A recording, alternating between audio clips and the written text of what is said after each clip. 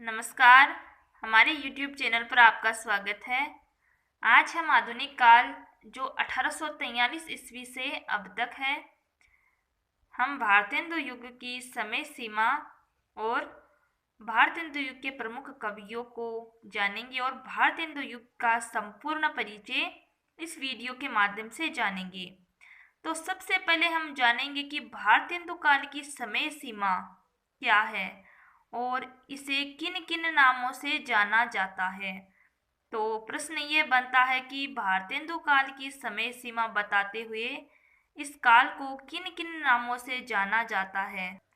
तो भारतेंदु द्वारा संपादित कवि वचन सुधा, भारतेंदु जी है, उन्होंने कवि वचन सुधा पत्रिका का प्रकाशन 1868 ईस्वी में प्रारंभ किया।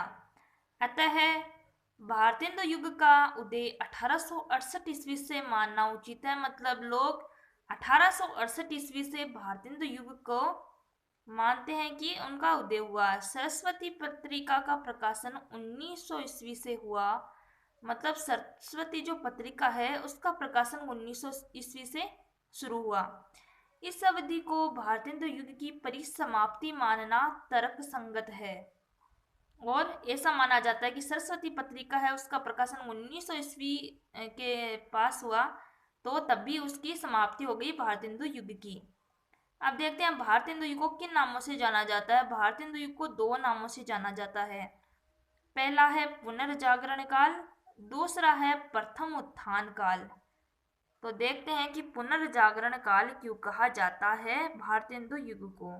पुनर्जागरण काल, भारतेंदु काल को पुनर्जागरण काल के नाम से भी जाना जाता है। इस युग में हर क्षेत्र में नवीनता थी। मतलब कोई भी क्षेत्र हो उसमें हर चीज में नवीनता थी। फलस्वरूप सामाजिक, सांस्कृतिक और राजनीतिक क्षेत्रों में न केवल सक्रियता थी अपितु इन सब में गहन संबंध था। मातृभूमि प्रेम, स्वदेशी वस्तुओं का व्यवहार, गोरक्षा, बाल विवाह निषेध, शिक्षा प्रसार का महत्व कवि अपनाने लगे। यानी हर क्षेत्र में अच्छे कार्य हो रहे थे और लोग आगे बढ़ रहे थे। आर्थिक, औद्योगिक और धार्मिक क्षेत्रों में पुनर्जागरण की प्रक्रिया प्रारंभ हुई। लोग जागने लगे। इस काल में नई सोच विकसित हुई। यानी जो उनकी परंपरावादी, रूढ़िवादी जो विचारधाराएं थी वो धीरे धीरे ढलने लगी एवं भाषा, काल व साहित्य में नवीन जागरण हुआ। साहित्य में भी बहुत कुछ लिखा गया, भाषा में भी बहुत ज़्यादा सुधार हुआ। मुद्रण यंत्रों एवं समाचार पत्रों के प्रकाशन में जन जागरण में योगदान दिया। यह तो था भारतेंदु काल का सामान्य परिचय। अब हम देखेंगे भारतेंदु युग के प्रमुख कवि। तो भारतेंदु युग से ही ऐसे प्रश्न बनते हैं जैसे कि भारतेंदु युग के प्रमुख कवियों का नाम लिखते हुए 3 कवियों का परिचय दीजिए। मतलब पूरे कवियों का तो परिचय पूछते नहीं है, तो मैं 3 कवियों का परिचय आपको दूंगी। सबसे पहले हम देख लेते हैं भारतेंदु युग के कवि। पहला है भारतेंदु हरिश्चंद्र, दूसरा बद्री नारायण चौधरी प्रेमघन, तीसरे हैं प्रताप नारायण मिश्र, फिर है जगन मोहन सिंह, फिर अंबिका दत्त व्यास, राधा चरण गोस्वामी और राधा कृष्ण दास। तो सबसे पहले हम भारतेंदु जी के जीवन परिचय के बारे में देख लेते हैं। तो पहले जो कवि हैं वह हैं भारतेंदु हरिश्चंद्र। भारतेंदु हरिश्चंद्र का जन्म 1850 से 1885 इतिहास प्रसिद्ध अमीचंद की वंश परंपरा में हुआ था। इनके पिता का नाम गोपाल चंद्र गिरिधर दास, जो कि अपने समय के एक प्रसिद्ध कवि थे। इनके द्वारा नहुष नाटक हिंदी का प्रथम नाटक माना जाता है। हरिश्चंद्र की काव्य प्रतिभा को देखकर उस काल के साहित्यकारों ने उन्हें भारतेंदु उपाधि से सम्मानित किया। मतलब उनका नाम तो हरिश्चंद्र था, भारतेंदु उनकी उपाधि है। मतलब उनकी काव्य प्रतिभा को देखकर उन्हें भारतेंदु कहा गया।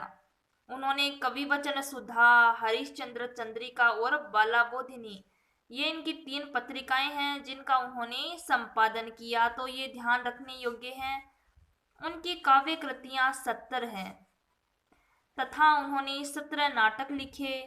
उर्दू में यह रसा नाम से लिखते थे। तो एक प्रश्न यहाँ से भी बनता है कि रसा नाम से लिखने वाले कवि कौन हैं? तो रसा नाम से लिखने वाले भारतेंदु हरिश्चंद्र, जो उर्दू में लिखते हैं। इनका मौलिक नाटक है प्रेम सरोवर, प्रेम तरंग, प्रेम फुलवारी, फूलों का गुच्छा, बकरी विलाप, उर्दू का शियापा, दशरथ विलाप। ये हैं भारतेंदु हरिश्चंद्र के बारे में।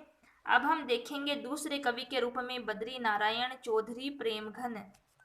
भारतेंदु मंडल के कवियों में प्रेमघन 1855 से 1923 ईस्वी का प्रमुख स्थान है। उनका जन्म उत्तर प्रदेश के जिला मिर्जापुर के एक संपन्न ब्राह्मण कुल में हुआ था। इन्होंने गद्य और पद्य दोनों ही विद्याओं में विपुल साहित्य की रचना की। उन्होंने साप्ताहिक तो नागरी नीरद और मासिक आनंद कादम्बिनी द्वारा उन्होंने तत्कालीन पत्रकारिता को नई दिशा दी। उनकी पत्रिकाएं थी नागरी नीरद और आनंद कादम्बिनी। काव्य कृतियां हैं इनकी जीर्ण जनपद, आनंद अरुणोदय, हार्दिक हर्षादर्श, मयंक महिमा, अलौकिक लीला, वर्षा बिंदु। इनकी अन्य रचनाओं के साथ प्रेम घन सर्वस्व के प्रथम भाग में संकलित हैं। फिर तीसरे कवि के रूप में है प्रताप नारायण मिश्र। ब्राह्मण के संपादक प्रताप नारायण मिश्र का जन्म हुआ 1856 में और मृत्यु 1894 ईस्वी में। इनका जन्म बेजेगांव जिला उन्नाव में हुआ। कविता, निबंध और नाटक उनके मुख्य रचना क्षेत्र हैं।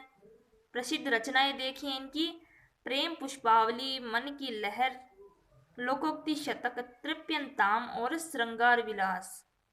हास्य व्यंग्यात्मक कविताओं के क्षेत्र में मिश्र जी का अग्रणी स्थान है। प्रेम घन की भांति यह भी लावणी शैली में कविताएं लिखते हैं। तो एक और क्वेश्चन देख लीजिए, प्रेम घन यह मतलब बद्री नारायण चौधरी प्रेमघन की ही तरह यह भी कौन सी शैली में लिखते थे? लावणी शैली में। प्रताप लहरी इनकी प्रतिनिधि कविताओं का संकलन है। इस प्रकार यह है भारतेंदु युग के प्रमुख कवि और इनका परिचय। वीडियो अगर पसंद आया हो तो वीडियो को लाइक, शेयर और सब्सक्राइब जरूर करें। धन्यवाद।